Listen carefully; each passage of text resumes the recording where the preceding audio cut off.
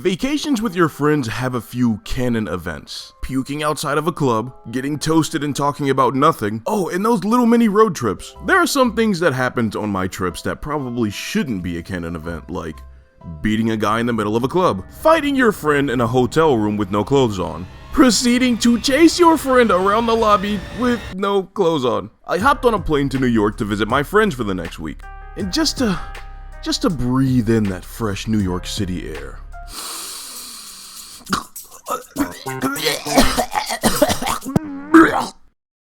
Oh, that's good. Transportation in NYC is such a different beast than it is in Chicago that it actually took me a while to make it to my Airbnb. But I make it from York to Jersey, and I'm not gonna lie, this place was creepy as shit. It was just giving me Amityville horror and barbarian Airbnb horror story type shit. Mainly because some of the street lights were broken, so the house that I was supposed to stay in was very dark. So I get into the house, I drop my bag, and I start unpacking. I'm not really deep in it like that because I think to myself, I'm only gonna be here for like one night until I meet up with my friends at a hotel tomorrow. But for whatever reason, I still can't shake this feeling that I'm being watched. So I go and check all the bedrooms just to make sure nobody's here. And even just looking at the first room, it became brutally obvious to me that I was not spending a night here by myself. So I do what anybody else would do. I call up some company by using that app that I hate so very much. And I know what you're thinking. There is absolutely no way you can expect this girl to do anything to protect you. And to that I say, you are absolutely wrong. Human shields are always an asset. So we ordered some food, sat down on the couch to watch some Netflix,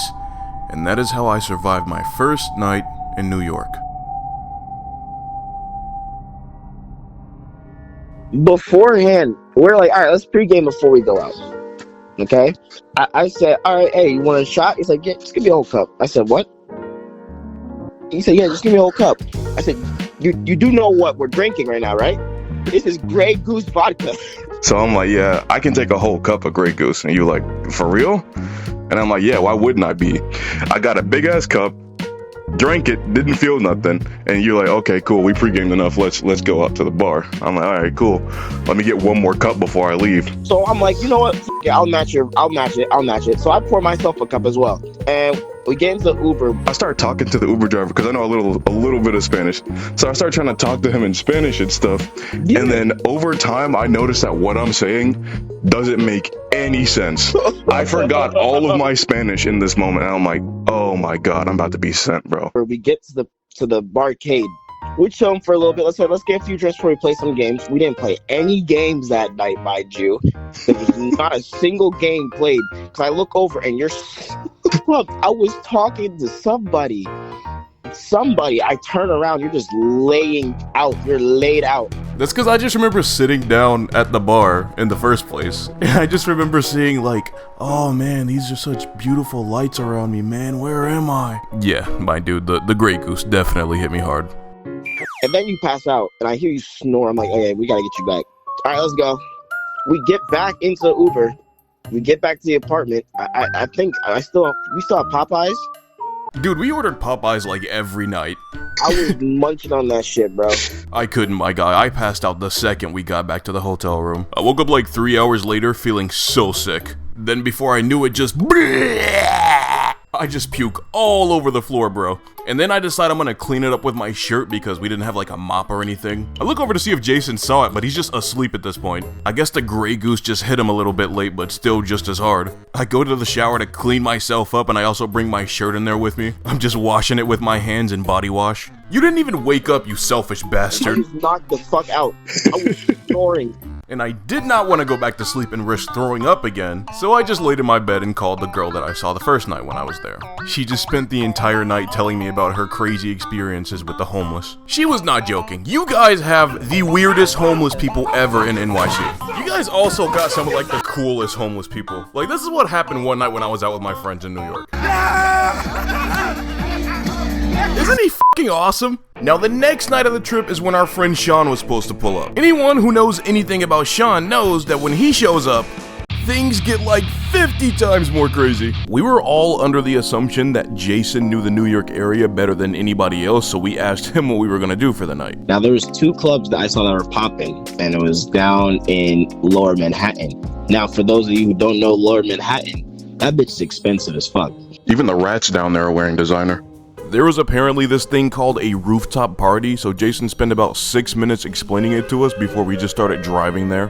One of the most annoying things about Jason is he never fully knows what the f he's talking about. The guy's a functional idiot. It's like a 20-minute drive into the city to get to this place. We get to the place, walk up to the building, and it looks really nice. But I start to see that this place looks way too nice. And I mean like pay $50 to use the bathroom type nice. So we walk up to the security guy out front, he takes one look at us, and is like, yeah, that's gonna be $250. 250? I would be so happy to give you that amount of money you asked me for. Here you go. I try and give the guy the money, but Sean is not feeling it. Jason's like, don't worry about it, there's a party down the street, follow me. And this is where my gripe comes in with Jason. This is why I say he doesn't know what he's talking about most of the time. Because we get to that club, and it's reservation only. This mean ass lady with a clipboard who won't even acknowledge us. Bro, I was pissed off. So then Jason says, if you guys are down for it, if you want to drive another 30 minutes, I know of one more party we could try. Thankfully, when we went there, it wasn't bad. We became friends with like everybody there instantly. Nobody was throwing ass. Why do you have me in the video throwing ass? You know that's not how I was dancing, gang. It's accurate to the real life events. You That was not all accurate. That was nowhere close to accuracy. So after partying, me, Sean, and Jason are walking to the pizza place that's next door. As we were walking, he said something that pissed me off. And that's the thing is, to this day, I can't remember what he said. And now I look back at it and I'm like, if I can't remember what he said, was it even that important to start beefing in the first place? Oh, but back then, I was fucking livid. So we get back to the hotel room, I take off my shirt because it's really hot. Jason lays down on the bed, and the second I see him do that, I'm like, nigga, I don't know what you thought was about to happen. We're definitely fighting right now. So I pull my pants down. Wait. This sounds so bad, bro. It was hot in the room, okay? So we're fighting. We're not throwing like serious hits at each other because we're still friends. But the whole time, both of us are talking like the absolute worst shit about the other person. So that makes us get a little bit more competitive, but still, we're not trying to outright hurt each other. We're fighting for what feels like 6 minutes. So we're both sweaty, out of breath. Jason leaves the hotel room to get something to drink from the vending machine downstairs in the main lobby. By this point, my glasses have fallen off my face. I don't say this in videos and I don't draw my glasses in videos, but I do need glasses to see. And I couldn't find my glasses, but I was by no means done fighting this dude. So I leave the hotel room as well. I see a very blurry image of what looks like him walking down the hallway. So I scream, "Hey bitch, we're not done yet!" And I just start booking it full speed at this dude, right? He sees me running for him and he goes through one of the emergency exits down the hall. I go through the same exit as him and I pick up a little speed, so I've almost got him. But then he just screams and kicks it into hyperdrive, bro. The guy dusts me completely. By this point, he's gotten so far away from me that I can't see. All I know is the general direction that he was headed in, which was the main lobby of the hotel. So I run into the main hotel lobby, right? The lady looks at me like, "Oh, how may I help?"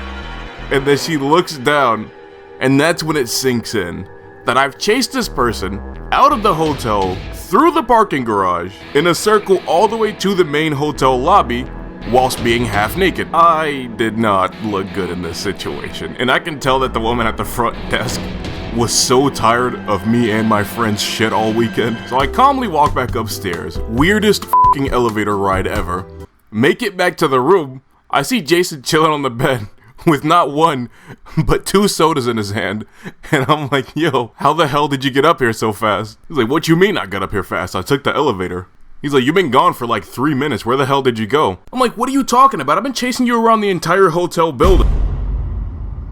And that's when I realized that because I didn't have my glasses, I couldn't actually see who I was chasing. So in my boxers, I was chasing a complete stranger around the hotel premises. Jason and Sean spent like 20 minutes laughing at me for that. And even today, when I talk to Jason, he makes sure to bring it up at least one time. You know what's crazy? That's not even the craziest thing that happened on that trip. So many crazier things happened, but if you guys want to see those stories, let me know.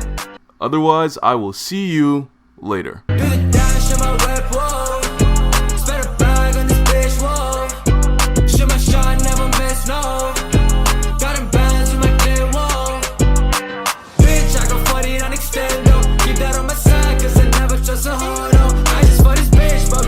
on the low.